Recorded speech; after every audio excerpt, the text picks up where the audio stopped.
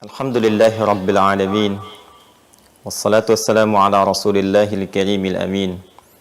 Sayyidina Muhammadin wa ala alihi wa sahbihi wa dhurriyyatihi wa ummatihi ila yaumiddin wa ba'd. Faya ahbaballahi wa ahbaba rasulihi sallallahu alaihi wasallam. Usi nafsi wa iyyakum bitaqwallahi faqad fazal muttaqun fala tamutunna illa wa antum muslimun. Faqala ta'ala Ya ayyuhalladzina amanu taqullaha haqqa tuqatih wa la tamutunna illa wa antum muslimun. Saudara-saudariku, terkhusus keluarga besar Mira, Ma'had Islam, Rafiah Akhir dimanapun Anda berada. Kembali kita melanjutkan pembelajaran kita di subuh kali ini. Kita bermohon pada Allah Subhanahu wa Ta'ala, semoga Allah Subhanahu wa Ta'ala senantiasa menjaga, menyehatkan, melindungi serta membimbing kita ke jalan-jalan kebaikan dan menjadikan sisa hidup kita lebih mulia, berkehidupan yang baik, hayatan thayyibah, dan berakhir dengan keadaan yang juga mulia di sisi Allah Subhanahu wa Ta'ala, husnul khatimah. Semoga saudara-saudari kita yang belum beriman sampai detik ini dikuatkan jiwanya oleh Allah, dikuatkan lisannya untuk bersyahadat sebelum wafat dan kembali pada Allah Subhanahu wa Ta'ala. Semoga para pelaku maksiat dan mungkin juga kita termasuk di dalamnya diberikan sentuhan dalam jiwanya agar mau bertobat dan mengisi sisa hidup lebih baik dibandingkan dengan hari-hari sebelumnya yang telah dilalui. Kita akan lanjutkan bahasan kita masih di tahap pembahasan tentang bab akidah. Di bab akidah pun kita masih masuk kepada penguatan iman yang jadi pondasi keislaman kita, yaitu dasar keislaman nomor 1. Islam ditenun seperti telah kita pelajari dengan dua pokok utama, yaitu iman dan amal. Iman terkait dengan pondasi keyakinan. Dari keyakinan itu kita bisa berekspresi, beramal. Ya, iman disebut juga dengan akidah, memberikan pesan, gambaran bahwa keyakinan tanpa ragu itu harus diikat dalam jiwa kita. Kemudian bila ikatan itu telah kokoh, urwatul wuthqa, maka nanti akan melahirkan jalan-jalan kita ya untuk bisa mendekat kepada Allah. Dibukalah oleh Allah jalannya untuk kita beramal.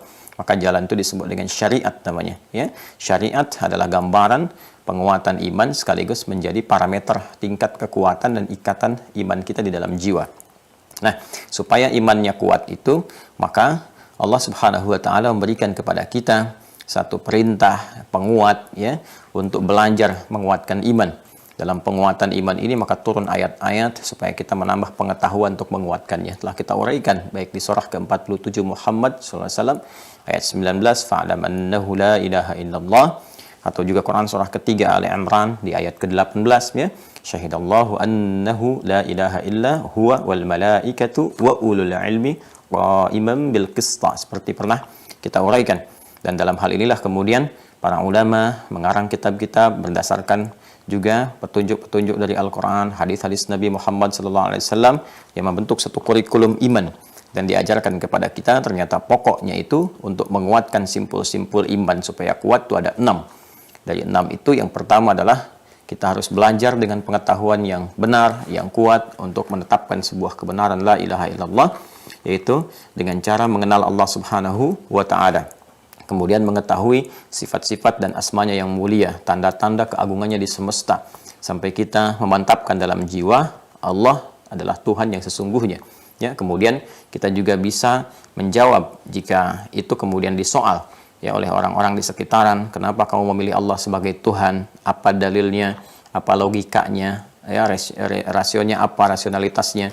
Sampai dengan kita juga bisa memantapkan jiwa untuk berinteraksi dengan keagungan Allah Subhanahu wa Ta'ala melalui nama-namanya yang mulia, memanggil di saat kita membutuhkan, kemudian dalam menyembahnya apa yang harus kita lakukan. Dan di pertemuan yang terakhir kita sudah sampai kepada pembahasan tentang nama-nama Allah yang mulia, cara berinteraksi dengannya sehingga menghadirkan keagungan-keagungan sifatnya.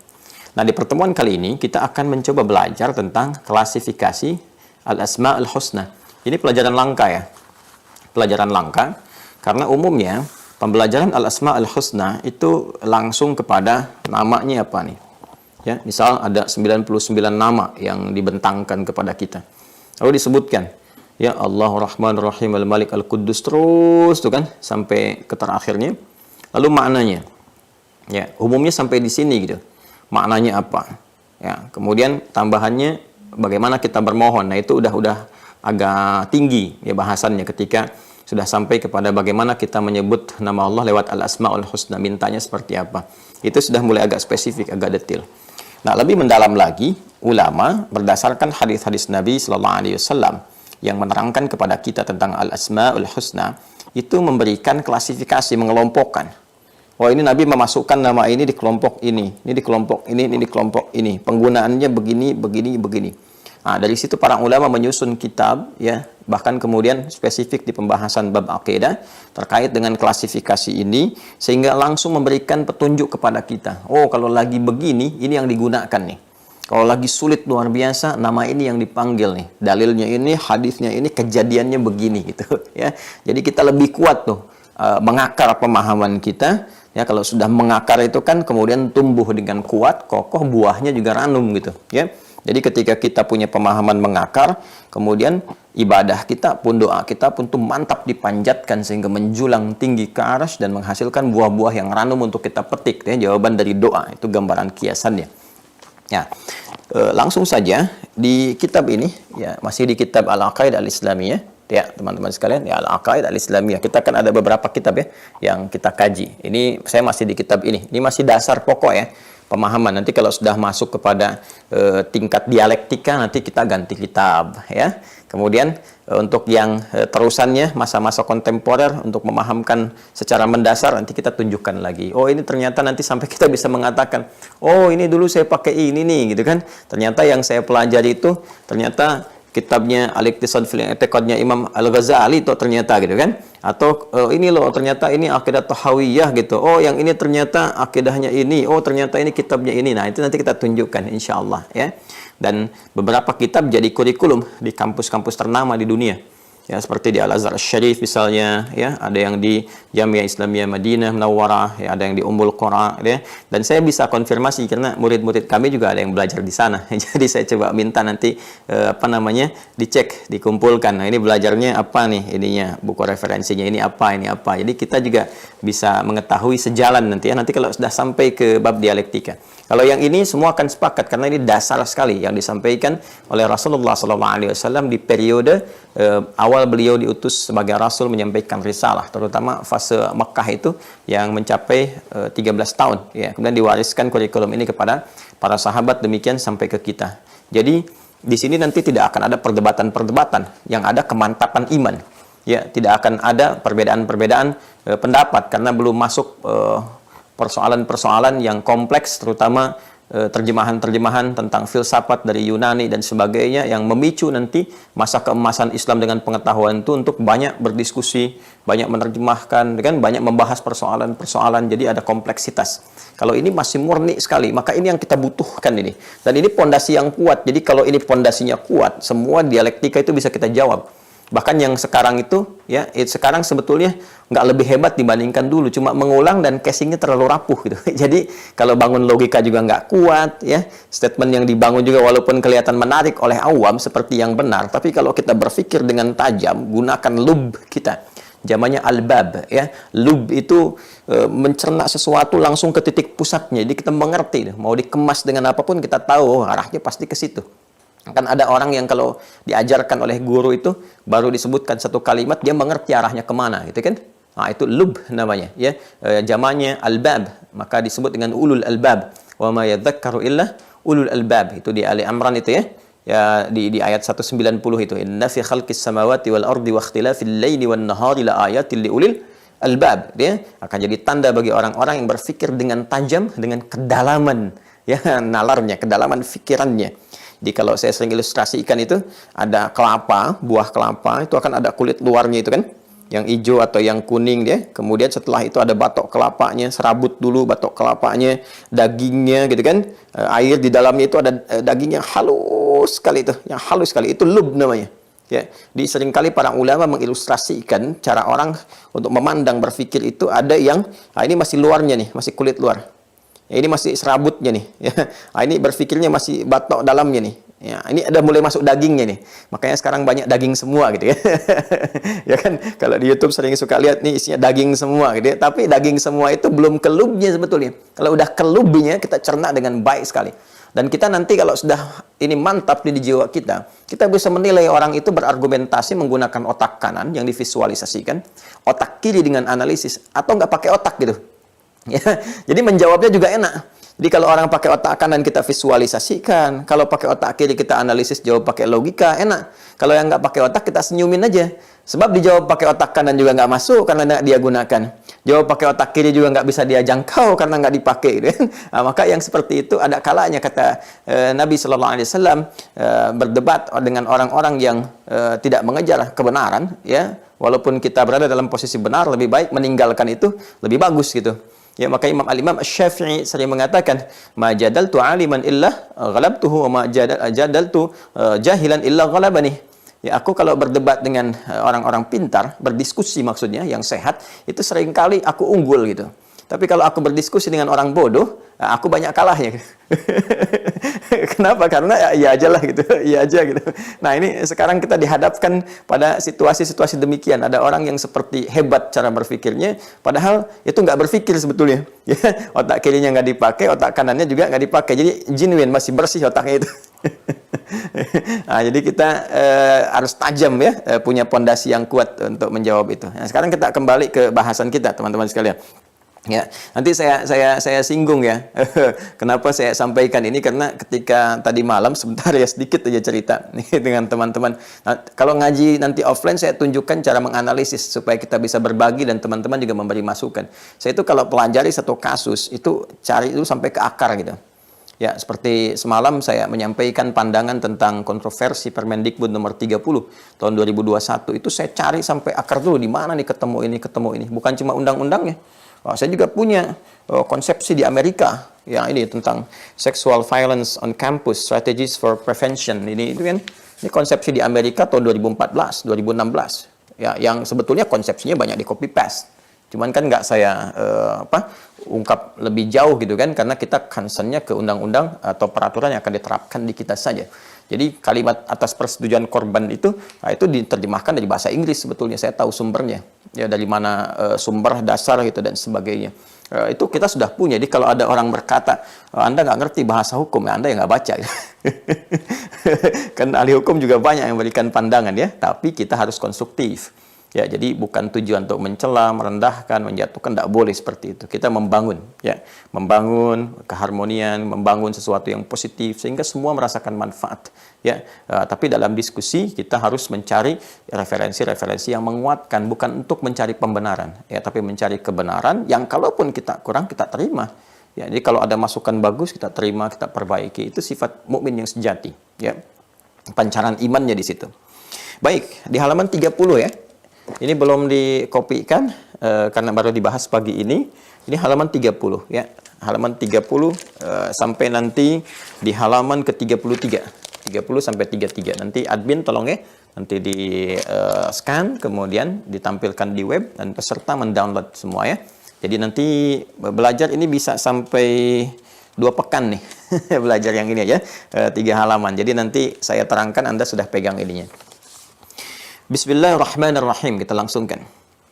Wa fi kitabid dinil islami, ya, dan dalam satu kitab ya berjudul Dinul Islam terdapat satu penjabaran tentang klasifikasi al-asma al-husna. Jadi ini pun kitab-kitab para ulama itu mengutip lagi ya kitab-kitab ulama yang sebelumnya nanti terhubung kepada Rasulullah sallallahu alaihi wasallam. Itu yang disebut dengan ittisalus sanad. Ittisalus sanadil ilmi. Jadi kebersambungan ya transmisi keilmuan. Dan itu sangat populer di dalam Islam. Kita punya tradisi transmisi ilmu ya yang enggak ditemukan. Ya enggak ditemukan di konsepsi keyakinan yang lain. Di kita itu ada sehingga kita bisa tenang menjalankan proses ritual syariat, kan? Ibadah, muamalah, karena dasar pengetahuannya kuat sekali, terhubung transmisinya sampai sumber yang paling primer, yaitu Rasulullah Sallallahu Alaihi Wasallam, dan itu pun dibuktikan kerasulannya.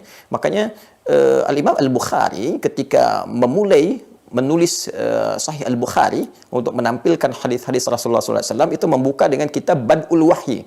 ya, pembuka wahyu gitu untuk memberikan kepada kita pandangan seperti ini nih, yang disebut dengan nabi ini cirinya begini ya, gambarannya begini. Jadi untuk memantapkan kepada kita tentang kerasulan Nabi Muhammad SAW selain pembuktian lewat mukjizat itu nanti. Ya, jadi itu yang disebut dengan sanad. Bahkan di kita ada ungkapan laulal isnadu la yaqulun nasu ma yasha. Kalaulah tanpa ada sanad ini yang terjaga ya di semua aspek itu. Di Al-Qur'an ada sanadnya. Makanya kita ngaji riwayat itu ada sanad. Ya, saya berguru misalnya, saya punya beberapa guru ya. Ada Syekh Dukali gitu kan, ada Syekh Ali Al-Libi, Syekh Ali An-Nijeri gitu kan, macam-macam itu. Itu semua punya sanad ke atas tuh. Ini kalau diteruskan sampai ke Rasulullah sallallahu alaihi wasallam di Al-Qur'an. Di hadis juga ada sanad. Jangan salah. Ada sanad itu. Kita ngaji hadis Al-Bukhari, siapa gurunya, sampai ke atas punya sanad sampai ke Rasulullah. Hadis Muslim juga demikian, terus sampai ke atas gitu ya. Terus yang sunan-sunan juga demikian, sampai ke atasnya gitu. Itu di kita ada seperti itu sehingga terjaga. Dan biasanya para ulama-ulama pun mengutip ulama sebelumnya. Makanya di kitab-kitab tafsir kan seringkali dikutip ini pendapatnya ini ya, di tabi'in ini misalnya sampai ke sahabat ini, sampai ke Rasulullah sallallahu alaihi wasallam lewat hadisnya. Ya, di bab-bab fikih juga demikian. Qala kadza qala al-Imam Asy-Syafi'i rahimahullah, qala al-Imam Ahmad rahimahullah, qala al-Imam Malik ya. Imam Syafi'i mengutip Imam Malik. Nanti juga menyampaikan pendapat misalnya al-Imam Abu Hanifah atau dua muridnya misalnya kan Muhammad dengan Yusuf ya rahimahumullahu taala gitu dan seterusnya. Nah, kita punya jalur itu sehingga tingkat akurasi informasi yang disampaikan itu terjaga. Otentisitasnya terjaga, transmisi keilmuannya terjaga, argumentasinya pun kuat ya. Nah, karena itu penting bagi kita untuk terapannya, menggali ilmu itu ya seperti itu. Ada runtutan-runtutan sanad yang tersambung, itu bisa dicek. Jadi kalau agak bergeser aja, itu pasti ke hati kita, ke fitrah nggak masuk. Pasti ada pertanyaan. Ya, Anda kan kalau disebutkan syahadat itu bukan kalimat iman, tauhid, tapi kalimat persatuan. Kan jiwa kita udah goyah kan? Ini menunjukkan ada yang salah gitu. Nah, ini gampang ujinya sebetulnya. Fitrah kita nggak bisa menerima secara langsung gitu. Jadi nanti dilacak dari mana ketemunya, itu bisa dilihat dahsyatnya di transmisi keilmuan kita itu dahsyatnya teman-teman sekalian. Itu bisa dicek nih. Oh, ini bahkan orang ketahuan. Si fulan bermasalah. Bermasalahnya di mana ketahuan. Ya, ada ilmunya, bahkan ada ilmu jarah wa ta'dil, ya kan? Mizanul i'tidal misalnya kan ada lagi at-taqrib wa tahdzib ya, tahdzibut tahdzib dan seterusnya. Itu menarik sekali. Kalau bermasalah di tengah nih periwayatnya, hadisnya apa nih nanti ya? Ada hadis mu'dal nanti, kan? Ada munqati yang nggak sampai, maqtu yang terputus, dhaifnya tuh macam-macam. Itu di sana. Di matan juga begitu. Ya, makanya ada tradisi ini agak berkurang sekarang di kita. Nah, dulu kalau orang ngaji itu sorogan istilahnya, datang ke syekh. Memang begitu. Ya, makanya di tradisi ulama dulu itu mengatakannya qara'tu ala syekh fulan, qara'tu ala syekh fulan. Saya bacakan kepada syekh saya si fulan. Ya, misalnya Al-Imam Asy-Syafi'i kan ngaji ke Imam Malik tuh di Madinah atas perintah ibunya, datang ke Imam Malik di Madinah. Itu kalimatnya qara'tul muwatta' ala Al-Imam Malik. Saya baca muwatta' ke Imam Malik.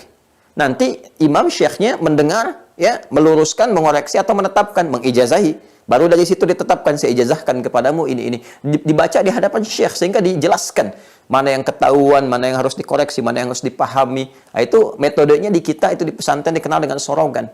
Ya, sekarang kan terbalik kan? Ya, syekhnya yang bacakan kan? Kepada santrinya gitu. Ya, sehingga nggak diketahui di santri ini. Kalau nggak dites kan nggak diketahui. Kayak Mira ini dites, diuji ini dengan lisan, nggak ketahuan pahamnya betulan, kan? Atau memang nggak paham, ya? Atau memang syekhnya menerangkan santrinya bisa sambil minum teh, minum kopi sambil rebahan gitu. Nah, ini nggak ketahuan gitu. Nah, ini yang tradisi nanti yang kalau offline kita bangkitkan lagi. Nanti ini saya bagikan kan Bapak Ibu pakai, nanti satu kali saya suruh baca itu. Sehingga saya tahu yang dibaca benar nggak, kan?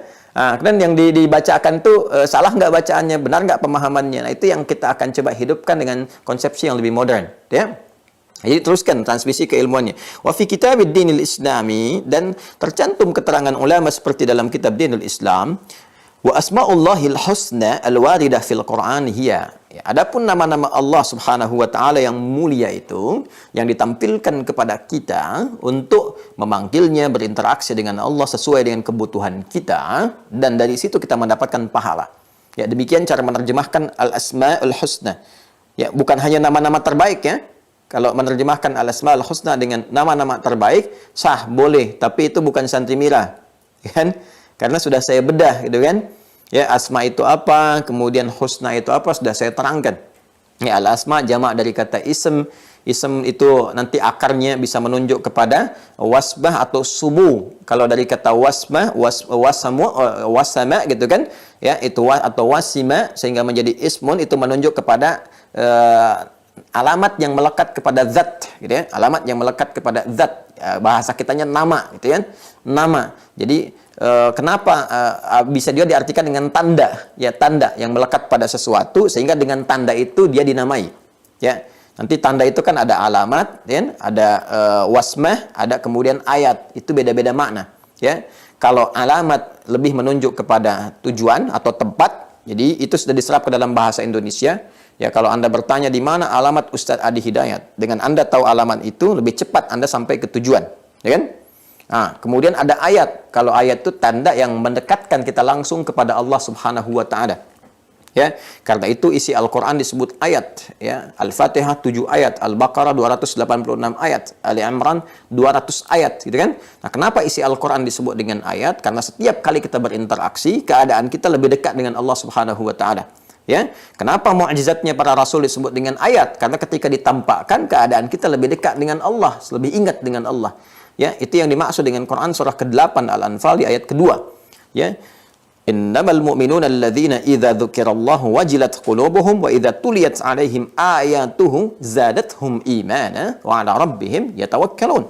Sungguh insan beriman yang sejati itu cirinya jika disebutkan nama Allah ada getaran dalam jiwanya. Dan jika dibacakan kepada mereka ayat-ayat Allah, ayat-ayat, ya, bertambah keimanannya dan menjadi hubungannya lebih dekat dengan Allah Subhanahu wa taala. Kan? Wa idza tuliyat 'alaihim ayatuhu zadathum imana wa 'ala rabbihim yatawakkalun.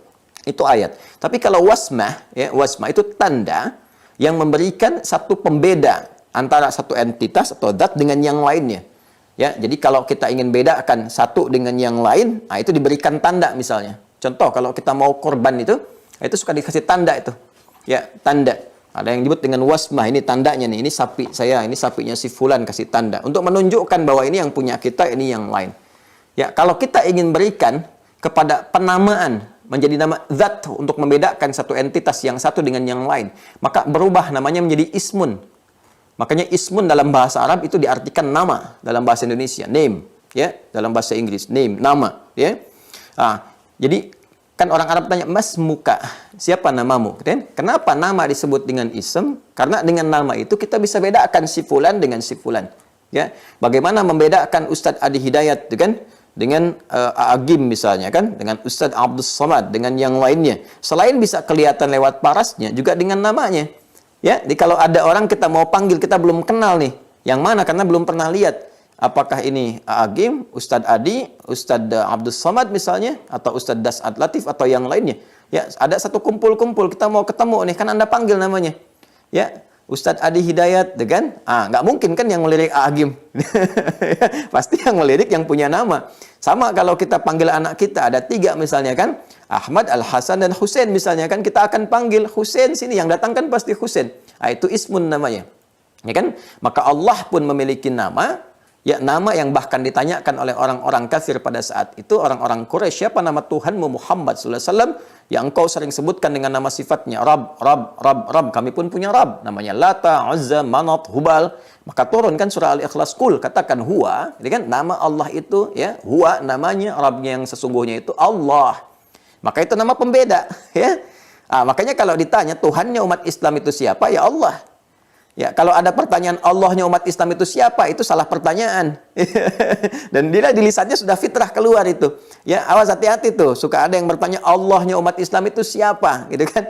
Itu pertanyaan yang aneh itu. Ya sudah tahu Allah itu memang Tuhannya orang Islam.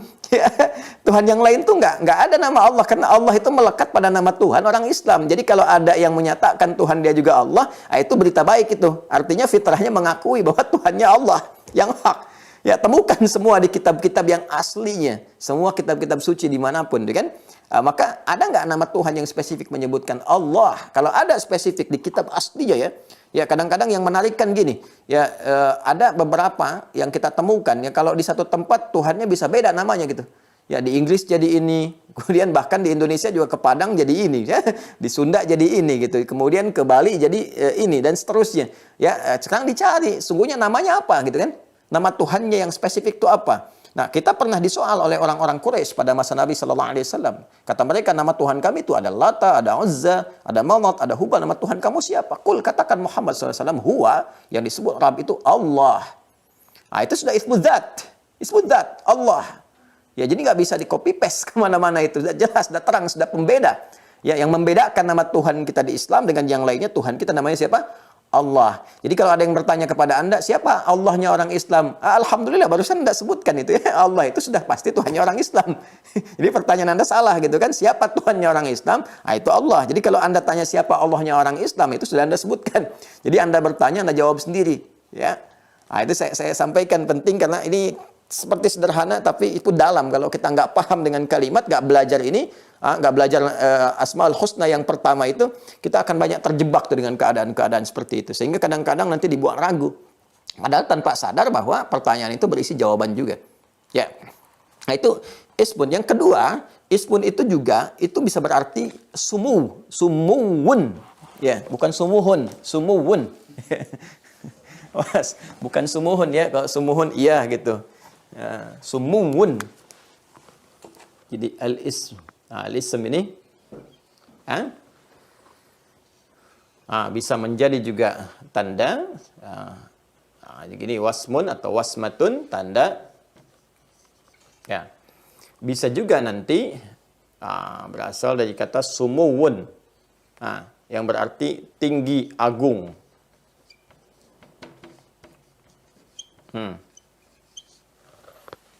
Pernah dengar kata sama? Ya. Sama rafa'aha wa wada'al mizan. Dengan sama itu juga dari kata sumu. Sumu. Kenapa sama disebut sama? Langit disebut sama karena tinggi. Ya. Tinggi di atas kita, saking tingginya kan? Nggak bisa kita jangkau secara langsung. Pakai alat pun kita nggak tahu tembusnya yang mana. Langit yang mana yang kita tembus, saking tingginya. Nah, itu akarnya dari sini, dari sumuwun. Ya. Kenapa nama disebut dengan ism, ya kan? Salah satu maknanya adalah dengan nama itulah seseorang ditinggikan.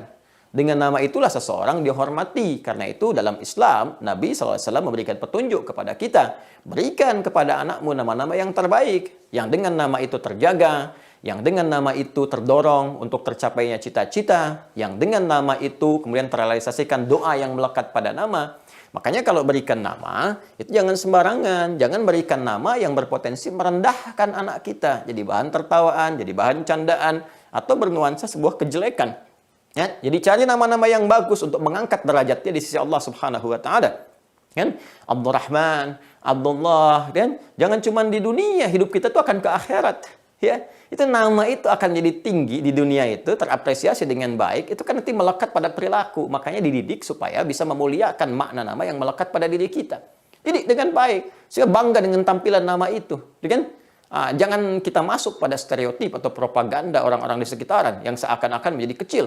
Kalau Islami namanya menjadi jelek, tidak. Tunjukkan perilaku kita untuk membanggakan justru dengan nama Islam inilah saya berperilaku baik.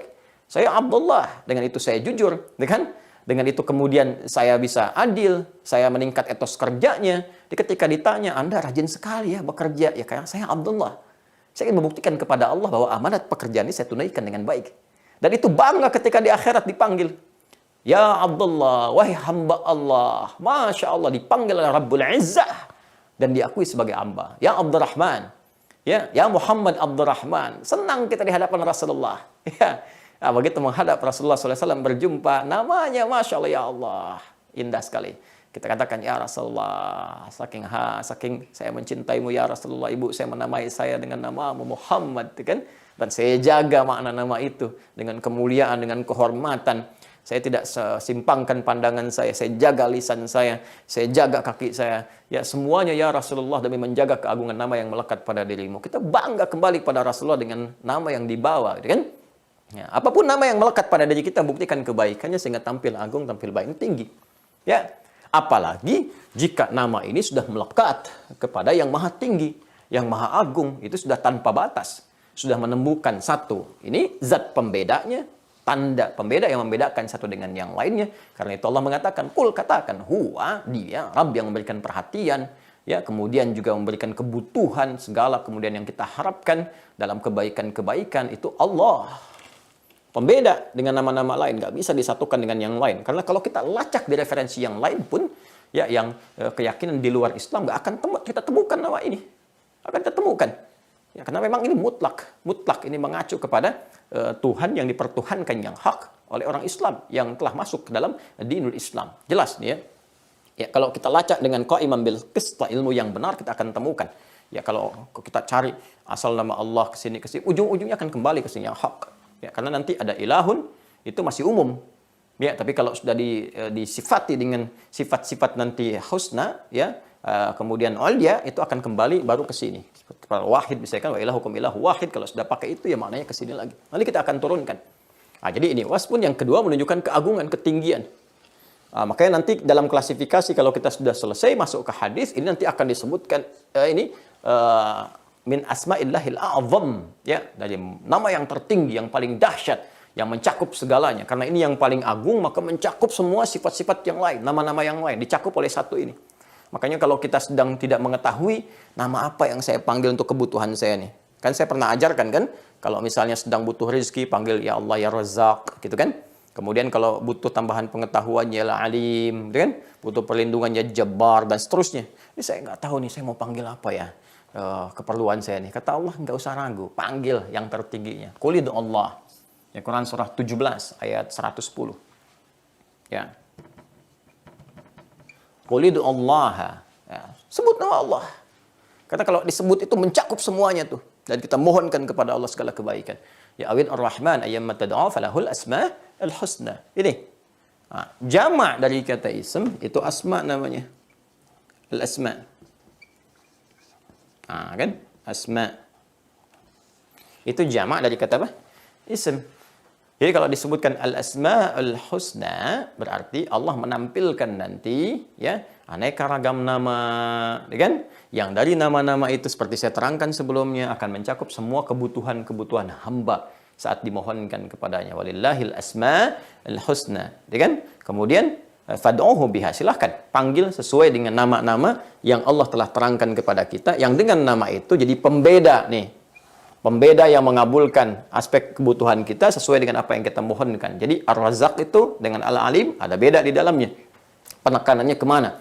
Dengan As-Sabr agak beda, kan? Kemudian dengan Ar-Rahman agak beda. Nanti tinggal kita pilih dari pembeda itu mana yang menunjukkan kepada aspek kebutuhan kita. Dan dengan itulah kemudian akan ditinggikan, diangkat, diagungkan, ditambahkan. Ya, dengan memohon Allahumma ya Razzaq, ya Allah ya Razzaq, ya Razzaq. Kalau benar cara memohonnya seperti saya terangkan di pertemuan yang lalu, diisi dengan ibadah, dasar imannya kuat, maka diangkat derajat kita, ditinggikan, ditambahkan anugerah Allah sesuai dengan apa yang kita butuhkan. Sepanjang terpenuhi antara hak dan kewajibannya.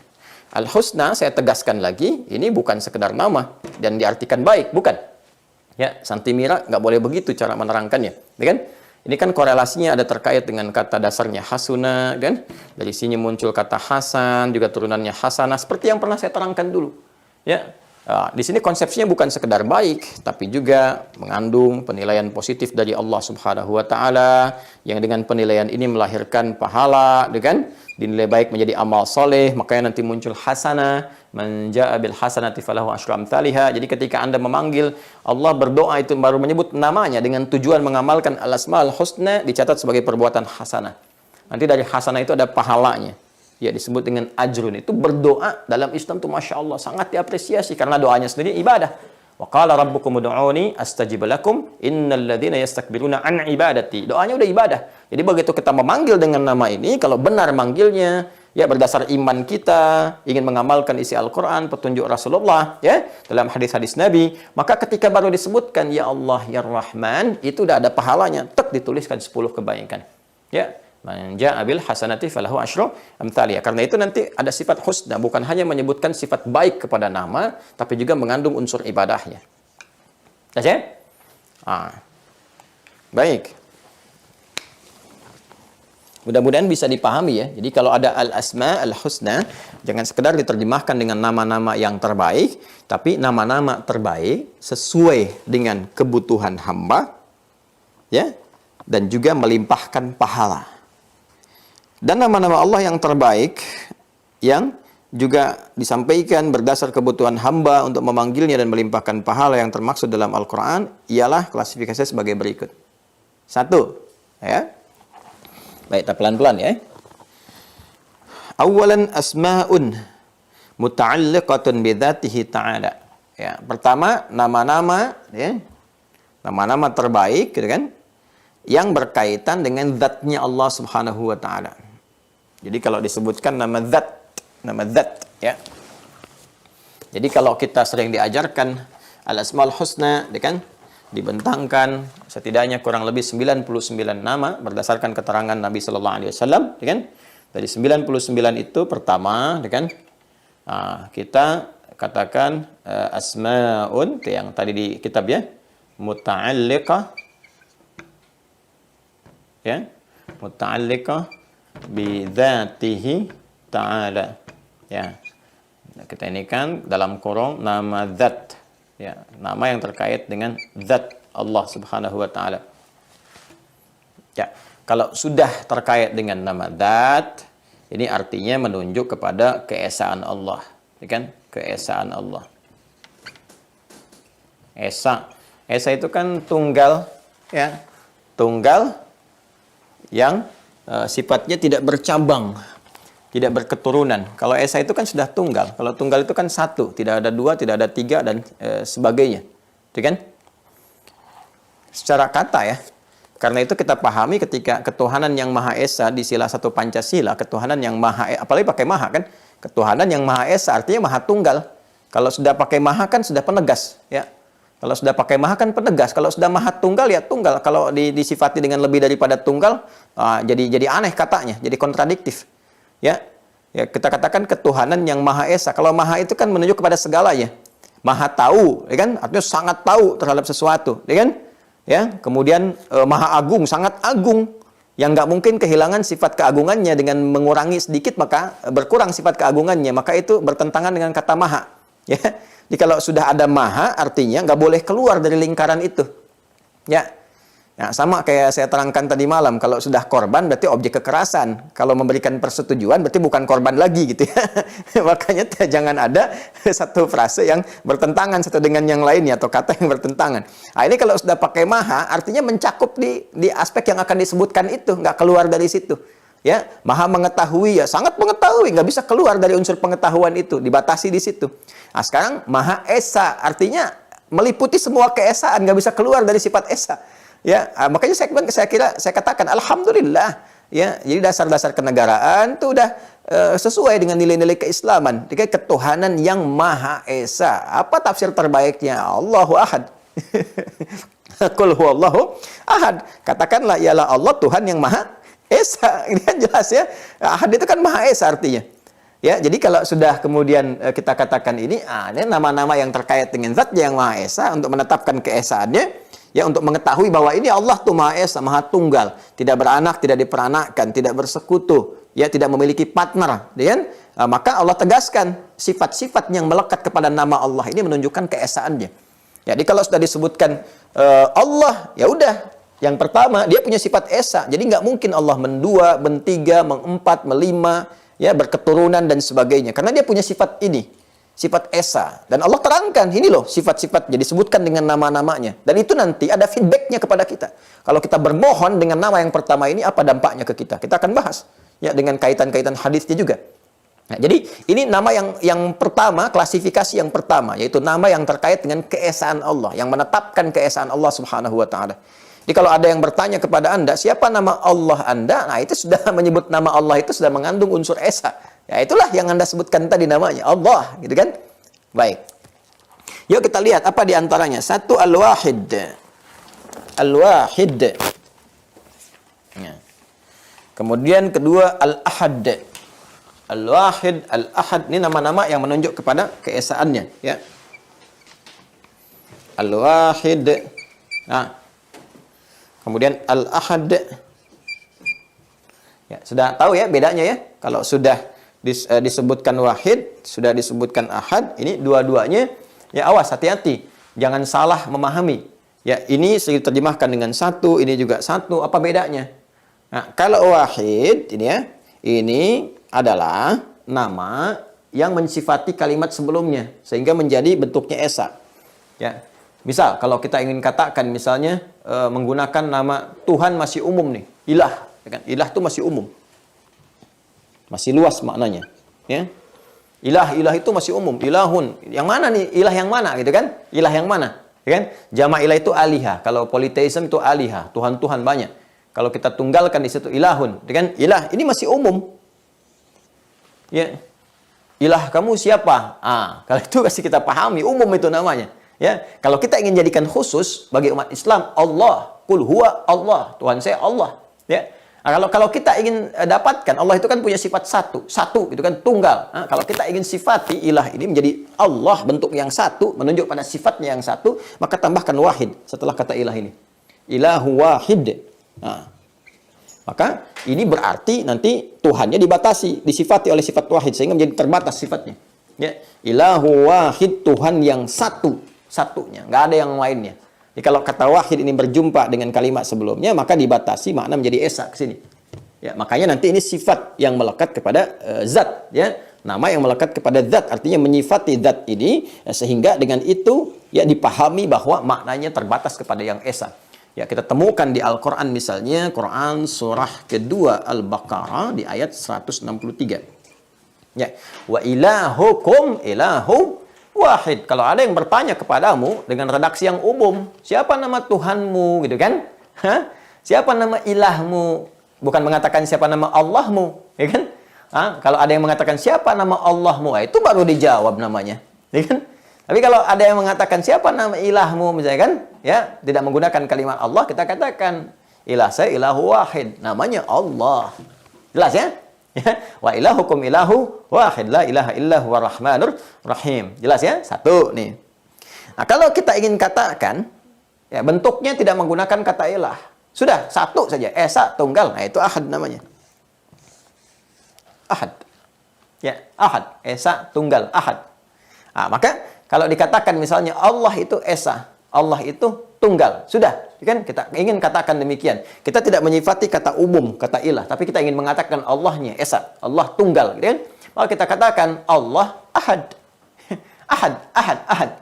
Ketika kita katakan ingin mengambil dari surah Al-Ikhlas ketika Allah turunkan kepada Rasulullah untuk menjawab pertanyaan. Siapa nama Tuhanmu itu Muhammad? Apa sifatnya? Bagaimana gambarannya? Apakah seperti yang kami? Ya, Lata, Uzza, Manat, Hubal dan sebagainya. Maka dijawab turun wahyu, turun ayat mengatakan kul huwallah. Katakan dialah Allah. Apa sifat pertamanya? Ahad. Kul huwallahu ahad. Ya, makanya Bilal itu kan ketika dicambuk setelah beliau beriman, ya, padahal dalam iman itu tidak ada unsur paksaan, tidak ada unsur pemberontakan, penghinaan, mencoba untuk menjatuhkan, tidak. Hanya mengatakan satu keimanan, keyakinan yang tidak mereduksi nilai apapun dalam kehidupan dunia ya bagi tuannya pada saat itu. Dan kita pun sekarang ketika beriman, masalahnya apa gitu? Ini kan menjadi hak asasi yang kemudian dilindungi, bahkan kita perjuangkan, ya. Dan tidak ada apapun dari situ. Apakah dengan beriman menjatuhkan status kedudukan orang lain? Kan tidak. Ya, kayak Fir'aun kan ketika disoal itu bukan karena kedudukannya, tapi ketika menyimpang dari kedudukan itu sehingga menghasilkan teror, maka turunlah kemudian bimbingan agama untuk mengembalikan kepada nilai-nilai kemuliaan. Ya, kan jelas itu di Quran surah ke-20 Toha itu ayat 43 sampai 44 ketika Nabi Musa dan Nabi Harun yang alaihi wassalam diutus oleh Allah kepada Fir'aun, kan, untuk menyampaikan risalah dakwah sehingga terasa nilai-nilai humanismenya, nilai kemanusiaan, kebaikannya gitu kan. Maka dikatakan idhaba ila fir'auna innahu tagha. Ya, pergilah kalian berdua Musa dan Harun kepada Fir'aun. Ingatkan bahwa dia telah melampaui batas. Ya, jadi menyelewengkan ya kedudukan yang dititipkan kepadanya. Ya, menyalahgunakan kekuasaan pada masa itu. Jadi yang disoal bukan kekuasaannya. Musa dan Harun diutus bukan untuk menurunkan Firaun sebagai raja, bukan. Tapi untuk mengembalikan fungsi kedudukan supaya berjalan dengan baik. Diterima oleh masyarakat dengan nyaman, dengan adil, dengan menenangkan. Sehingga dengan itu pun dia terangkat. Diapresiasi di dunia, dihormati saat kembali kepada Allah, gitu kan? Oleh makhluk-makhluk dan dimuliakan oleh Allah Subhanahu wa taala sebagai Khalik. Itulah indahnya. Ya, faqula lahu qawlan layyina la'allahu yatadhakkaru aw yakhsha. Maka katakan kepadanya dengan lemah lembut, Ya, boleh jadi dengan kelembutan itu dia mengerti dan paham bahwa ada yang keliru sehingga dia kembali kepada ketentuan Allah, ya, kemudian mengamalkan nilai-nilai kebaikan secara universal berdasarkan bimbingan-bimbingan kebaikan dari turunnya wahyu. Itu nilainya. Ya, ini ahad nih, tunggal, ya. Jadi kalau disebutkan sudah ahad, ini sudah tunggal, ya. Satu gitu. Jelas ya, teman-teman sekalian. Jadi kalau wahid ini menyifati kalimat sebelumnya, tapi semua menunjuk kepada makna keesaan. Ya, zatnya Allah Subhanahu wa Ta'ala. Jadi ini yang terkait dengan keesaan satu. Ya. Nanti ada juga yang terkait dengan zatnya Allah yang menghadirkan kebenaran mutlak.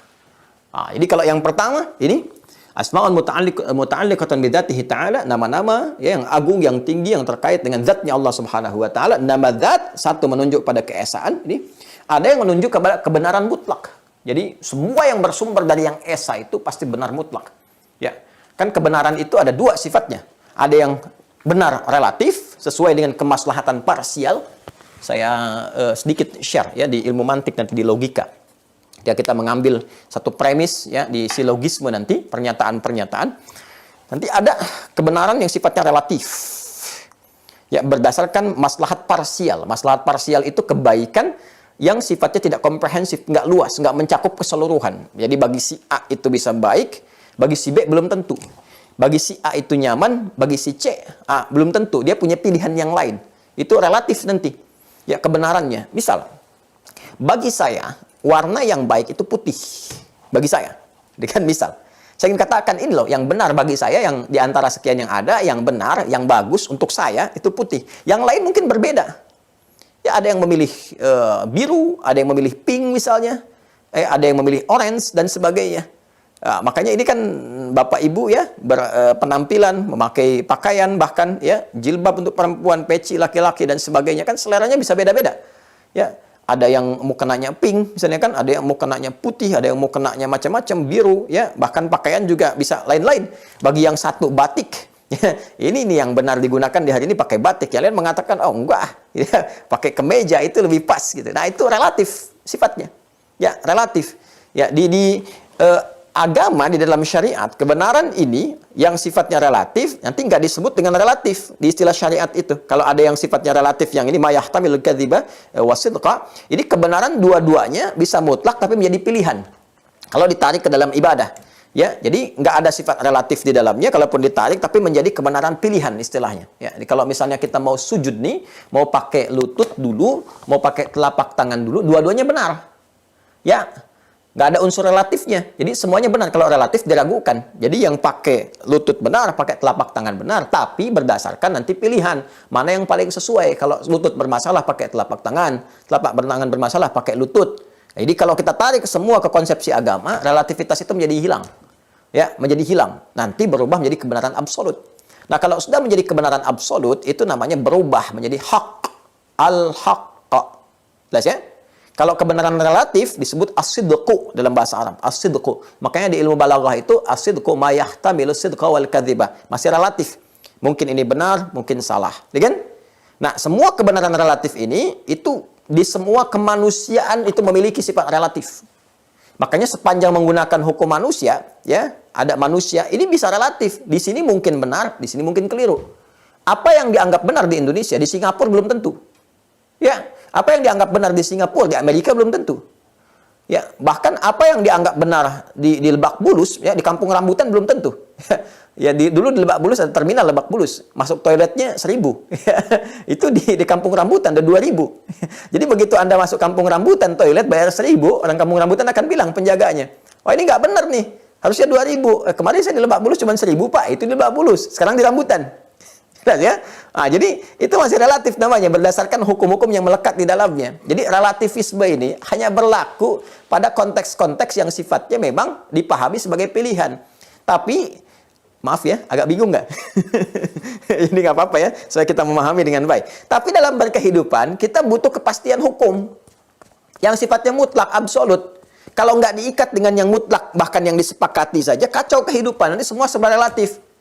Ya, semua serba relatif. Semua akan mengatakan, belum tentu kok itu relatif. Jangan merasa benar sendiri. Nanti semua akan mengatakan begitu. Ya, Jangan merasa diri paling benar, itu kan? Yang lain juga pasti memiliki unsur kebenaran. Kalau ini paham dibawa ke semua aspek kehidupan, nggak ada yang absolutnya, maka tata kehidupan sosial, bahkan bernegara, itu akan kacau. Anda bisa bayangkan nggak ketika ada persidangan misalnya, ya, hakim menuntut, jaksa menuntut, hakim memutuskan. Ya, begitu jaksa menuntut, saya menuntut terdakwa dengan tuntutan 6 tahun penjara karena begini, begini, begini. Kemudian terdakwa menjawab, Pak Jaksa, itu relatif, itu kan pemahaman Anda. Maksud saya bukan begitu. Setiap orang punya unsur kebenaran. Bagaimana bisa memutuskan itu? Sampai setelah hakim memutuskan pun terdakwa dihukum saya dengan hukuman pidana, ya, hukuman penjara selama 4 tahun penjara. Saya kan 2 tahun lebih ringan daripada tuntutan jaksa. Divonis 4 tahun. Dia keberatan. Saya keberatan majelis hakim. Itu kan relatif. Itu persepsi majelis hakim saja. Maksud saya tidak begitu. Jadi semua yang mengatakan relatif akhirnya nisbi. Nggak ada unsur kebenarannya di situ. Ya, jadi kalau ada orang mengatakan paham relativisme, namanya paham relativisme. Kalau ada yang mengatakan jangan merasa paling benar, semua pun juga punya unsur-unsur dari kebenaran. Mungkin saja apa yang Anda sampaikan juga salah, yang lain benar. Ya kita bisa mengatakan, ya apa yang Anda sampaikan juga belum tentu benar. Anda relatif juga. Jadi nggak harus saya ambil juga pernyataan Anda. Itu dalam dunia logika begitu. Jadi paham ini nggak ada satu kepastian. Karena itu dalam kehidupan kita butuh satu kepastian hukum, kepastian berkehidupan yang sifatnya mutlak, jadi acuan. Nah, dalam konteks kehidupan sosial kita atau kebangsaan itu kan ada undang-undang tuh, ya, undang-undang ini sehingga jadi acuan. Kalau ada kejadian begini, ini yang digunakan. Kejadian ini digunakan sehingga jadi kepastian acuan. Ya, dalam kehidupan berbangsa, bernegara. Kayak persoalan pendidikan, misalnya ada pasal 31. Jadi kalau ada persoalan pendidikan begini-begini, kita kembalikan ke situ. Oh, ini asasnya nih. Ya, hak mendapatkan pendidikannya ayat 1-nya gitu kan. Kemudian konsepsinya di ayat 3-nya. Demikian seterusnya. Nanti ada undang-undang yang mengatur sisdiknasnya dalam konteks itu. Kita kembalikan ke situ. Aturan beragama pasal 29 misalnya kan, dan turunan-turunan lainnya. Aturan tentang sumber daya mineral pasal 33 misalnya, ya, dan seterusnya. Ya, dia ada acuan. Nah, semua acuan ini berlaku untuk kehidupan berbangsa, bernegara di satu tempat. Kita pindah ke tempat lain, mungkin bisa beda lagi. Gak bisa kita bawa dasar undang-undang Indonesia, misalnya dalam saat kunjungan kita ke Amerika. Kita gunakan berekspresi seperti ini, menurut di Amerika ini nggak tepat, boleh jadi demikian. Ya, jadi itu pun masih terbatas satu tempat. Ya, kalau kita ingin katakan mencakup keseluruhan, mutlak kebenarannya. Dipandang mau di Amerika, di Indonesia, di Asia, di Eropa, di Afrika, semua ya menyepakati bahwa itu benar sebagai patlukan mutlak, itu bahasa Arabnya disebut hak namanya, hak. Hak. Al-haq. Kalau sudah menggunakan kata al-haq, maka sumber kebenarannya ini sifatnya sangat mutlak, absolut, karena bersumber dari Yang Maha Esa, terkait dengan zatnya. Kalau sudah dengan zat, yaitu dengan Allah kesini. Ya. Terkait dengan apa? Allah Subhanahu wa Ta'ala. Ya, kalau sudah bersumber dari Allah, semua benar. Nggak ada yang salah. Kalau kita menganggap masih ada yang kurang tepat, kan? Masih ada yang kurang benar, masih ada yang meragukan, dipertanyakan keimanannya. Justru ketika kita menetapkan Allah sebagai Tuhan, konsepsinya adalah meyakini sepenuhnya kebenarannya. Dan semua apa yang difirmankan, semua benar. Semua yang melekat kepada Tuhan, semua benar, semua mutlak, hak. Ya, jadi kalau masih ada yang pertanyakan misalnya Al-Quran, masih ada isi yang diragukan. Ya, masih ada yang belum berkesesuaian dengan perkembangan zaman. Itu dipertanyakan keimanannya kalau dia mengatakan beriman dan muslim. Ya, Al-Quran produk budaya, misalnya, itu dipertanyakan keimanannya. Ya, karena dasar utama, dasar yang paling dasar dari iman itu keyakinan tanpa ragu. Ya, keyakinan tanpa ragu. Apa yang diyakini? Ya, kebenarannya. Makanya disebut at-tasdiq. Membenarkan sesuatu bisyai' tasdiqan laziman haqqan. Membenarkan sesuatu dengan kepastian, keyakinan yang kokoh tanpa ragu sedikit pun akan kebenaran mutlak yang absolut. Yang absolut. Jadi ketika disebut iman itu sudah menetapkan kebenaran absolut. Kalau masih meragukan, ada persoalan. Dan nama yang mewakili kebenaran absolut ini disebut al-haq. Ya, karena itu Allah tegaskan misalnya dalam Al-Quran, al-haqqu min rabbika fala takunanna minal mumtarin. Misal di Quran surah kedua Al-Baqarah ayat 147 gitu kan. Ya, di paling kanan agak sedikit ke atas. Al-haqqu min rabbika fala takunanna minal mumtarin. Semua yang hak itu bersumber dari Rabbmu, Allah Subhanahu wa Ta'ala. Nah, jadi maksudnya apa? Maksudnya begini, terapannya. Ya, kalau kita nanti gunakan nama ini untuk memanggil Allah Subhanahu wa Ta'ala. Nah, Ini nanti ada feedbacknya kepada kita. Apa diantaranya? Ya, diantaranya begini. Kalau kita panggil misalnya, ya Allah, ya Ahadul Haq. Ya Allah, yang telah aku tetapkan keesaanmu. Yang tunggal, yang maha, yang tidak ada duanya. Karena itulah aku bersandar kepadamu untuk memohon. Karena engkau pusat tumpuan, karena engkau yang esa, tidak punya serikat, gak punya partner. Dan semua yang kau tetapkan pasti benar mutlak. Ya, dan dengan kebenaran itulah, dengan keyakinan itu aku minta kepadamu. Semua jawabanmu pasti benar. Semua apa yang kau berikan pasti benar. Semua yang kau anugerahkan pasti semuanya ada manfaat yang benar. Karena itulah aku memohon kepadamu dengan namamu yang mulia ini. Nanti kita akan lihat ketika Anda memanggil dengan sifat-sifat ini, apa yang terjadi pada jawaban permintaan kita. Nanti kita akan bacakan. Tapi saya ingin Anda paham dulu ya. Jadi kalau kita ingin berdoa kepada Allah dan menyebut ini, nggak boleh ragu sedikit pun. Nggak boleh sedikit pun ada keraguan. Jadi kalau berdoa itu jangan ada unsur ragu di dalam, harus yakin dengan apa yang kita minta. Sepanjang kita mohonkan itu baik. Ya, karena Allah akan memberikan jawaban lebih baik daripada yang kita minta dengan kebenaran absolut yang Allah turunkan. Ya. Yang terakhir sebagai gambaran ini, nanti kalau turun jawaban dari Allah, jawaban doa itu kan ada 3 jenisnya. Ya, diberikan sesuai kebutuhan langsung. Ingat ya, ingat betul baik-baik ini ya. Jawaban doa itu ada 3. Diberikan sesuai kebutuhan langsung. Yang kedua, diberikan saat kita siap menerimanya. Ya, jadi bukan ditunda, tapi diberikan saat kita siap menerimanya. Ya, saya beri analogi pada yang kedua gini. Anda punya anak usia 5 tahun. Dia lihat kakaknya sudah pakai motor. Dia minta kepada Anda, ayah, tolong berikan Nanda motor. Dan Anda punya, Allah titipkan kepada Anda harta yang cukup untuk beli motor, lebih dari cukup. Mobil pun bisa. Tapi pertanyaannya, apakah Anda akan berikan? Ya, tidak tentunya. Ya, Anda akan berikan, nih motor adik, Anda kasih motor-motoran. Ya, saya pengen motor yang seperti kakak. Nanti kalau sudah usia seperti kakak, seperti adik ini motornya yang ini. Keren kalau pakai ini. Kalau pakai itu nanti nggak kuat. Ya, bahaya buat adik. Nah, itu kalau Allah memberikan satu kita jawaban, teman-teman sekalian, yang sifatnya diberikan kepada kita, mungkin nggak terasa bahwa apa yang kita terima dari doa kita itu, jawabannya mungkin, ya ada yang 2 tahun kemudian, 3 tahun kemudian, 10 tahun kemudian, tapi ternyata itu jawaban dari doa kita yang lalu. Kenapa? Karena Allah memberikan kepada kita sesuai dengan kebutuhan kita. Karena tahu Allah mutlak yang kita butuhkan itu kapan. Yang benar buat kita itu apa? Sifat hak ini yang menjadikan Allah memberikan kepada kita apa yang kita butuhkan ketika siap menerimanya. Jelas ya? Nah, ini jangan dikira kita saja. Nabi juga demikian. Nabi itu kan meminta kepada Allah sambil menengadahkan tangannya, berharap mohon ke langit begini. Supaya kiblat itu kan dikembalikan ke kiblat awal. Yang paling utama yaitu di Ka'bah, di Makkah Al-Mukarramah. Tapi kapan dikabulkan itu?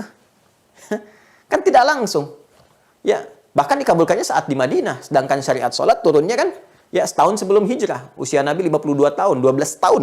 Fase risalah dakwah itu ya berlangsung di Mekah. Kemudian ada panggilan Isra dan Mi'raj. Itu kan diberikan kemudian risalah sholat. Kan itu nggak langsung menghadap ke arah Ka'bah. Ya, menghadapnya ke arah Baitul Maqdis pada saat itu. Sampai kemudian hijrah ke Al-Yathrib, kelak jadi Al-Madinah Al-Munawwarah. Di awal masa hijrah pun masih ke arah Baitul Maqdis. Sampai orang-orang Yahudi mengolok-olok Muhammad SAW dan pengikutnya itu nggak punya kiblat dan sebagainya. Ya, turun kan Al-Baqarah ayat 144. Quran surah kedua ayat 144. Qad nara taqalluba wajhika fis sama' falanuwalliyannaka qiblatan tardaha fawalli wajhaka syatral masjidil haram. Itu kan? Ya, kami perhatikan, kata Allah itu. Kami perhatikan kau sering menengadahkan wajahmu memohon ya kepada Allah Subhanahu wa taala, itu kan meminta. Jadi setiap kita memohon itu jangan dikira diabaikan, diperhatikan, diberikan pahalanya, diberikan perhatian. Nanti saat ada kesiapan diberikan. Karena kalau diberikan kemudian tanpa kita siap, di situ Allah nggak adil. Ya, jadi salah, dan sifat Allah itu mulia dari segala kesalahan. Jelas ya?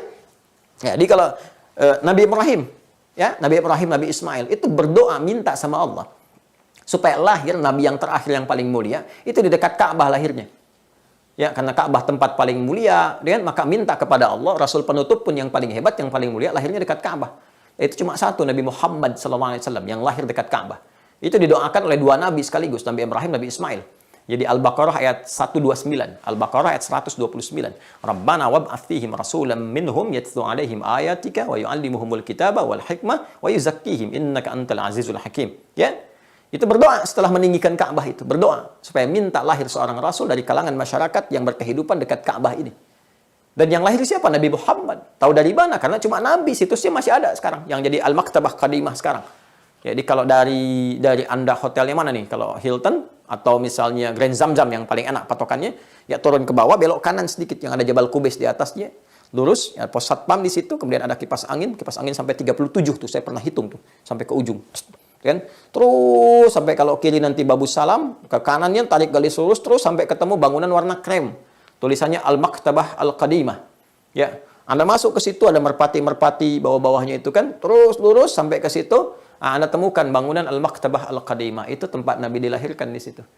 Ya, seberang jalan sedikit, nah samping kanannya ada tempat ngambil air Zam-Zam menggunakan keran pakai jerigen.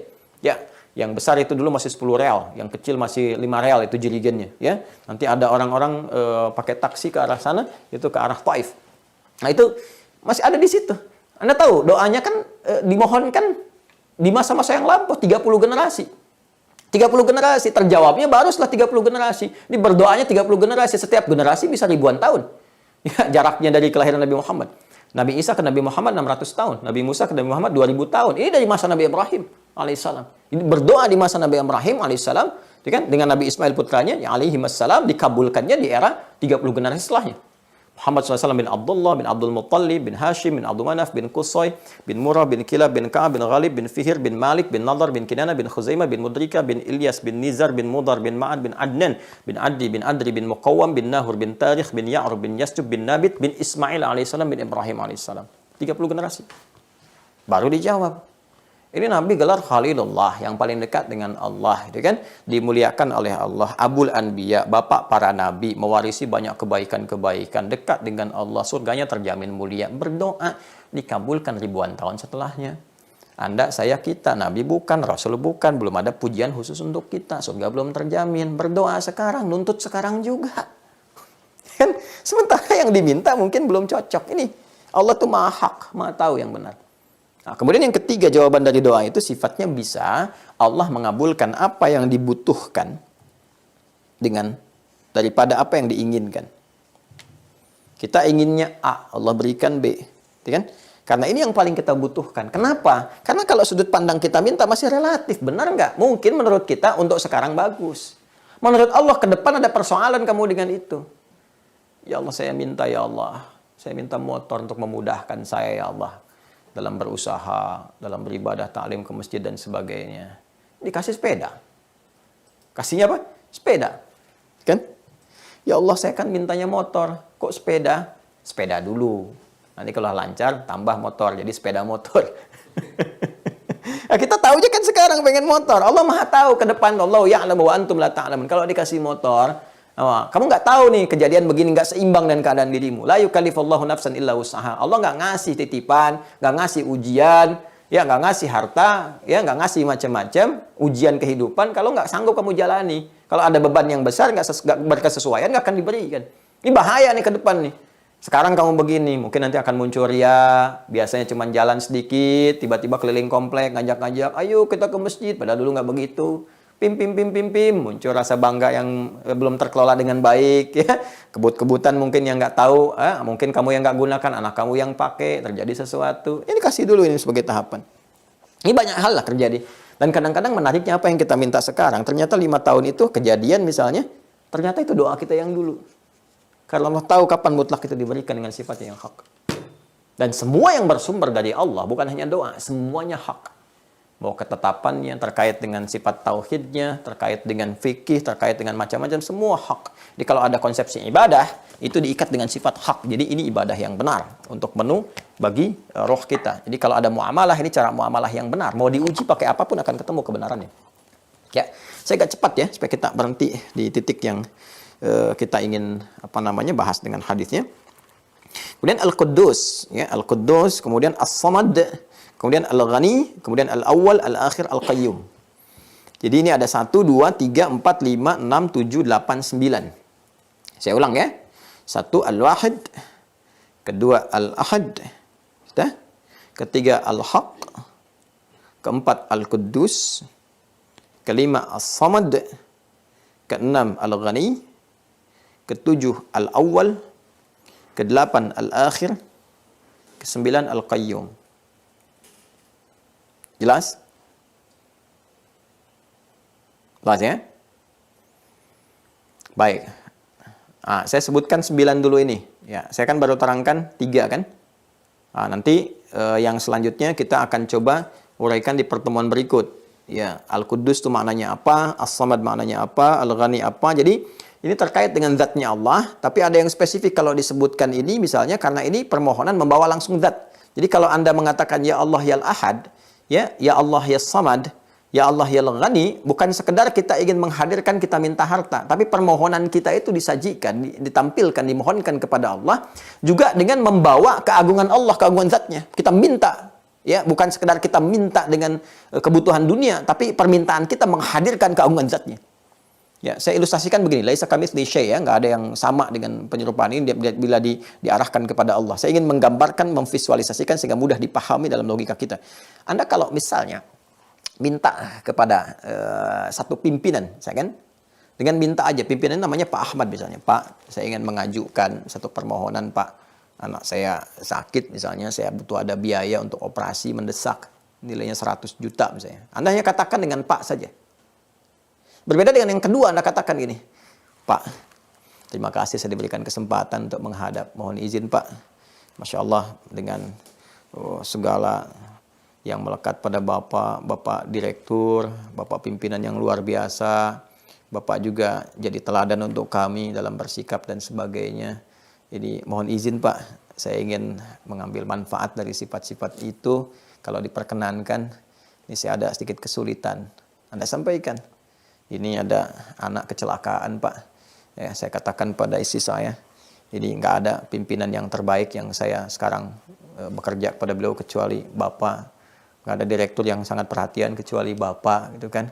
Nggak ada teladan yang saya ini ikuti kecuali Bapak. Saya ikuti Bapak terus. Sekarang anak saya kecelakaan Pak, gitu kan. Butuh biaya operasi, ada tindakan yang segera. Berapa biayanya? Langsung begitu tuh. Langsung begitu tuh. Ya. Nggak banyak Pak, 100 juta. Gampang itu. Udah. Nih, ya mungkin nanti ada biaya yang lain juga. Siapkan 200, panggil langsung bendaharanya. Siapin ya. Nih. Beda kan caranya? Lain kan? Nah, sekarang kita ini mohonkan kepada Allah yang maha segalanya. Kita bawa keagungan zatnya semua tuh. Apa yang terjadi? Nah, saya bacakan dulu ya. Yang terjadi begini nih. Nanti ada namanya Ismullahil A'zam. Nama Allah yang tertinggi. Ini sekaligus menjadi penutup kajian kita. Ini rahasianya. Feedbacknya apa kalau kita berdoa pakai nama yang ini? Kalau kita satukan. Apa yang terjadi?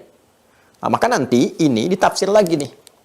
Ya, klasifikasi ini dijelaskan oleh hadis. Semua nama ini itu disebut dengan Ismullahil A'zam. Nama Allah yang tertinggi. Ya. Jadi nama-nama yang tadi disebutkan itu yang 9 itu kalau kita padukan itu yang terkait dengan zat. Ya, itu disebut dengan Ismullahil A'zam. Al-A'zam. Ada nama masjid di Tangerang, Masjid Al-A'zam. Ya. Ismullahil A'zam, nama Allah yang tertinggi. Sekarang saya bacakan riwayat hadis ya. Wa kama anna lillahi hadhil asma, dan sebagaimana setelah Anda ketahui bahwa Allah Subhanahu wa taala memiliki nama-nama yang terbaik sesuai dengan klasifikasi. Jadi klasifikasi yang akan kita bahas itu ada 8 poin. 99 itu dibagi 8. Nanti kita lanjutkan sampai selesai insyaallah ya. Jadi ini kan saya baru bahas yang pertama. Klasifikasi ini baru yang pertama, ya. Nama zat, terkait dengan nama zat ada 9 nama. Berarti kan ada 90 lagi kan yang belum kan? Nanti ini dibagi 8. Ini baru 1, ada 8 lagi. Nah, setelah menguraikan yang 8 ini, nanti dikelompokkan lagi jadi 4 kelompok. 4 klasifikasi berdasarkan hadisnya dimasukkan. Nah, yang menarik begini. Jadi 8 nanti penjabaran. Wa kama anna lillahi hadhil asma, sebagaimana Anda ketahui bahwa Allah Subhanahu wa taala memiliki nama-nama terbaik ini dari 8 klasifikasi, baru 1 yang kita uraikan. Falahu ismun a'zam. Maka bagi Allah dari 8 ini nanti ada yang paling tinggi, yang paling dahsyat. Ya. Idza du'iya bihi ajaba wa idza su'ila bihi a'ta. Yang kalau Anda memohon dengan nama yang tertinggi ini itu langsung dijawab. Dan kalau Anda minta langsung diberikan. Ini dahsyatnya. Jadi kalau kita gunakan nama-nama ini dengan cara yang benar, ini rahasia ya, rahasia. Ini antara kita saja nih. ini terbuka. Jadi ini kalau kita pakai ini yang nyampaikan Nabi nanti nih hadisnya. Ya, kita lihat nanti. Ini kalau kita berdoa benar, tahu fikihnya, paham kita ungkapkan, itu nggak ada jeda, seharusnya langsung dijawab. Kecuali ada penghalang yang menjadikan jawaban itu nggak langsung kita terima, ada penghalang. Ya, seperti dosa misalnya yang belum digugurkan, maksiat yang belum dientaskan dulu, hijab yang belum dibuka. Sepanjang bersih, bagus, benar, itu seketika. Ya, gercep kata orang sekarang gitu ya. Ya, gerakan cepat gitu, cepat memintanya, cepat dijawabnya gitu ya. Nah, yuk kita lihat. Ja'a dzikruhu fi mayali min ahaditsa. Ya, dari mana semua itu? Nih, ini katanya disebutkan ya kisah itu, dalilnya itu dari hadis-hadis berikut. Ini ada hadisnya lagi. Satu, an Buraidah radhiyallahu taala anhu qala, ya. Hadatsana qala an Buraidah radhiyallahu taala anhu qala. Ini hadisnya dari Buraidah, semoga Allah ridai kepada beliau, menyampaikan berikut ini. Saya bacakan ya. Sami'an Nabiyyu sallallahu alaihi wasallam rajulan yad'u. Nabi sallallahu alaihi wasallam satu kali pernah mendengar seseorang sedang berdoa. Wa huwa yaqul, dia berkata dalam doanya, perhatikan ini hadisnya. Allahumma inni as'aluka bi anni ushhidu annaka antallah la ilaha illa anta al-ahadus samad. Lihat. Ya kan? Diminta kepada Allah, ya, saya terjemahkan langsung. Allahumma ya Allah dengan segala kelembutan. Ya, kalau ya Allah itu kalau digabungkan jadi Allahumma. Ya Allah kalau digabungkan jadi Allahumma. Ya Allah itu kalimat fitrah tuh. Ya, kalimat fitrah. Bahkan kalau kita dalam keadaan tertentu kita menyebut namanya. Bahkan kepeleset pun nyebut ya Allah kan? Sebagai gambaran minta tolong kan ya Allah gitu kan? Ya, anak-anak lari dari kita, ya Allah, gitu kan? Sebagai gambaran fitrah, minta tolong itu fitrah kita itu, fitrah, muncul sendirinya. Nah, kalau kita gabungkan ya dengan Allah, itu gabungannya disebut Allahumma. Jadi nama lain dari ya Allah itu Allahumma. Kalau kita minta Allahumma, itu artinya ya Allah. Cuma lebih lembut, lebih halus. Makanya kalau kita sebut Allahumma, itu sebut dengan perasaan yang lembut, yang halus, yang memohon dengan sangat. Itu gambaran tadarruan wa khifah. Itu di Quran surah ke-7 Al-A'raf ayat 205. Ya wadhkur rabbaka fi nafsika tadarruan wa khifatan wa dunal jahri minal qaul. Nah, itu namanya Allahumma, mohon. Jadi jangan sampai Allahumma itu nggak sama dengan maknanya. Kalau Allahumma itu yang lembut, yang halus, kan? Ya, makanya kita mulai dulu dengan pendahuluan astagfirullah, kemudian Allahumma antas salam wa minkas salam tabarakta ya dzal jalali wal ikram, gitu kan? Kalau kita ingin tambahkan dengan permohonan secara doa secara langsung diikutkan pada kalimat tadi Allahumma antas salam wa minkas salam kan wa ilaika ya'udus salam fahina rabbana bis salam wa adkhilnal jannata daras salam tabarakta ya dzal jalali wal ikram. Itu gabungan tuh antara zikir pembuka dengan doa yang dimasukkan di dalamnya. Ya. Tapi pembukanya apa? Allahumma. Jelas ya? Dan Allahumma inni as'aluka, ya Allah dengan segala kelembutan ya Allah, aku bermohon kepadamu. Ya, tapi sebelum bermohon, bi anni usyhidu annaka antallahu la ilaha illa anta al-ahadus samad. Ya Allah, aku bermohon kepadamu ya Allah. Dan aku bersaksi. Nah, sebelum memohon nih, aku bersaksi bahwa hanya Engkau Allah yang tiada ilah selain Engkau. Kan? Enggak ada Tuhan yang tempat bernaung, ya, tempat bermohon, ya, tempat untuk mengadu kecuali Engkau Al-Ahad yang esa, ahad, sifat zat. As-samad, tempat untuk mencurahkan segala hal. Kan? Alladzi lam yalid wa lam yulad wa lam yakul lahu kufuwan ahad. Aku tetapkan segala keesaanmu ya Allah. Ya? Dan puncak surat keesaan itu kan di surat Al-Ikhlas kan, yang menepikan, menggelincirkan, menghilangkan segalanya seperti yang pernah saya terangkan di awal. Aku tetapkan Engkau yang esa, Engkau tidak berketurunan, tidak melahirkan, tidak dilahirkan, enggak punya serikat. Engkau tempat untuk bernaung, disebutkan nih sifat zat nih, Al-Ahadus Samad. Apa yang terjadi? Maka oleh Nabi faqala, maka Rasulullah SAW kemudian langsung merespon itu dengan berkomentar. Ya, ini luar biasa dan ada unsur senang di sini. Ya, like, komen, itu kan? Kemudian di-share kepada kita oleh penulis kitab ini, gitu kan? Nabi like itu, mengkomen, ya, kemudian di-share kepada kita oleh para sahabat sampai ke kita sekarang ini. Ya, kita belajar. Apa komen Nabi saat itu? Nabi bersabda, "Walladzi nafsi biyadihi." Demi jiwaku yang digenggam oleh Allah. Itu sampai Nabi mengomentari itu sampai bersumpah dulu tuh. Untuk menunjukkan bahwa kuatnya apa yang disampaikan Nabi ini. Jadi kalau Rasulullah sudah menyampaikan dengan kalimat walladzi nafsi biyadi, demi jiwaku yang digenggam oleh Allah, itu enggak main-main kalimatnya. Ya.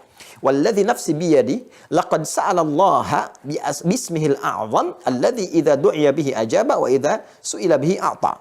Allahu akbar. Ya, kata Nabi, demi Allah yang jiwaku digenggamnya, orang ini dijelaskan kepada sahabat yang lain. Orang ini tadi itu dia. Dia baru saja meminta kepada Allah dengan menyebutkan nama tertingginya. Yang kalau disebutkan itu dengan benar, maka apa yang dia minta akan diberikan, apa yang dia doakan akan dijawab seketika. Hadisnya riwayat Abu Daud. Ya, juga diriwayatkan oleh Imam At-Tirmidzi, Imam Nasai, Ibnu Majah.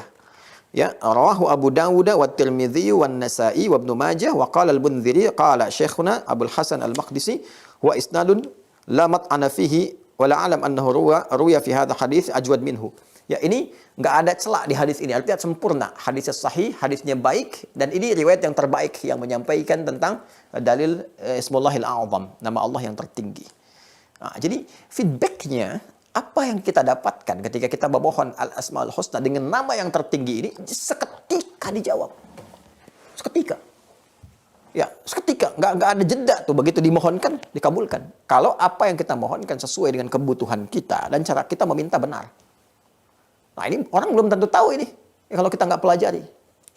Nah, ini kita manfaat, kita belajar sampai kita mengetahui dengan benar itu. Nah, ini supaya kita bisa praktekkan. Ini ada 4 hadis teman-teman sekalian untuk menunjuk Ismullahil A'zam ini yang tertinggi ini. Ya.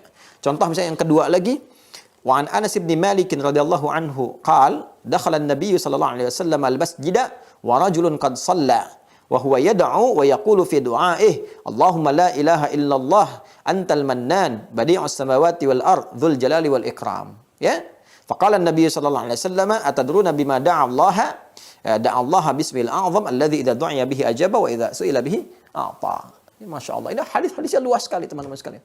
Ini ada 4 nih, 4. Saya dulu kalau ujian bab akidah itu soalnya 3.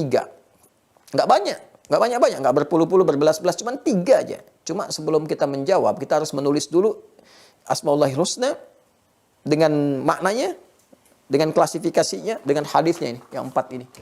Baru boleh menjawab 3 itu. Walaupun yang 3 cuma singkat. 1 halaman begini tuh, yang 3 udah kejawab. Tapi jawab yang ini itu 10 halaman sendiri.